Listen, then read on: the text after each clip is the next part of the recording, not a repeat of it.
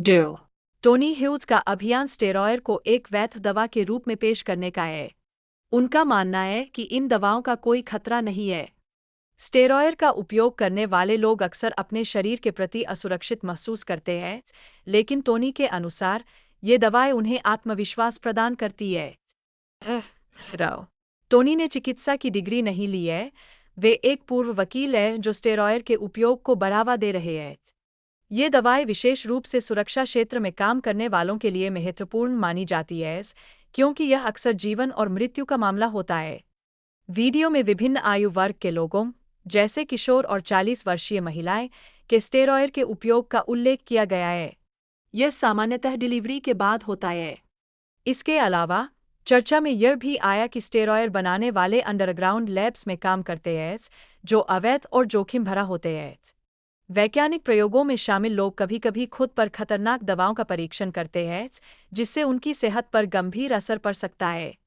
इस बीच स्टेरॉयड का काला बाजार तेजी से बढ़ रहा है और इसकी मांग में भी भारी इजाफा हुआ है, जो एक गंभीर समस्या बनता जा रहा है। कई लोग बिना जानकारी के स्टेरॉयड खरीदते हैं और उनके दुष्प्रभावों के बारे में अनजान रहते हैं, जो कि बेहद चिंताजनक स्थिति है। कई एथलीटों ने स्टेरॉयड का सेवन करके तात्कालिक सम्मान प्राप्त किया, लेकिन इसके दुष्परिणाम ने उनके स्वास्थ्य पर नकारात्मक प्रभाव डाला। बॉडी बिल्डिंग में स्टेरॉयड के उपयोग से हृदय की समस्याएं और अन्य स्वास्थ्य संबंधी गंभीर प्रभाव हो सकते हैं, जो एक बड़ी चिंता का विषय है। स्टेरॉयड के लंबे समय तक उपयोग से शरीर की प्राकृतिक टेस्टोस्टेरोन उत्पादन क्षमता में कमी आ सकती है, जिससे अन्य स्वास्थ्य समस्याएं उत्पन्न होती है। स्टेरॉयड के उपयोग से हृदय संबंधी समस्याएं हो सकती है, जो युवा लोगों के लिए भी गंभीर खतरा बन सकती है। विशेषज्ञ, जैसे डॉक्टर टॉमस ओकॉनर, स्टेरॉयड के दुष्प्रभावों के बारे में चेतावनी देते हैं, जो स्वास्थ्य पर नकारात्मक असर डाल सकते हैं। बॉडी बिल्डिंग प्रतियोगिताओं में भाग लेने वाले युवा स्टेरॉयड के उपयोग से तात्कालिक परिणाम पाने के लिए तैयार हैं, लेकिन दीर्घकालिक प्रभावों से अनजान हैं।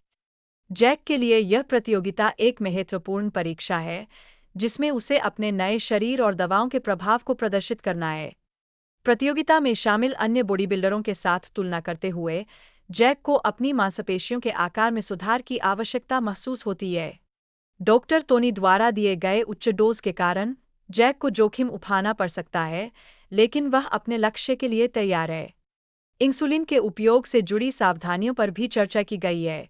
अधिक इंसुलिन का उपयोग गंभीर स्वास्थ्य समस्याएं उत्पन्न कर सकता है, जैसे कि मिर्गी या कोमा।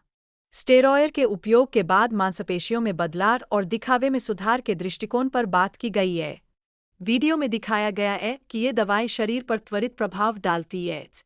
अधिक दवाओं के सेवन की आवश्यकता पर भी चर्चा हुई है। प्रतियोगिता में बेहतर प्रदर्शन के लिए एथलीटों को अधिक मात्रा में दवाओं की आवश्यकता होती है। अमेरिका में लगभग 4 मिलियन लोग स्टेरॉयड का उपयोग कर रहे हैं, जो स्वास्थ्य के लिए हानिकारक हो सकता है। यह एक गंभीर समस्या बनता जा रहा है। थाईलैंड में बिना डॉक्टर की पर्ची के दवाएं प्राप्त करना आसान है, जो व्यवसाय के लिए एक बड़ा अवसर प्रदान करता है। यह वहां के चिकित्सा क्षेत्र में तेजी से बढ़ोतरी का संकेत है। अंत में, सुपर मानव बनने की इच्छा एक नई विकास की ओर इशारा करती है, लेकिन यह भ्रामक और खतरनाक भी हो सकती है। यह लोगों के लिए एक नया दृष्टिकोण प्रस्तुत करती है।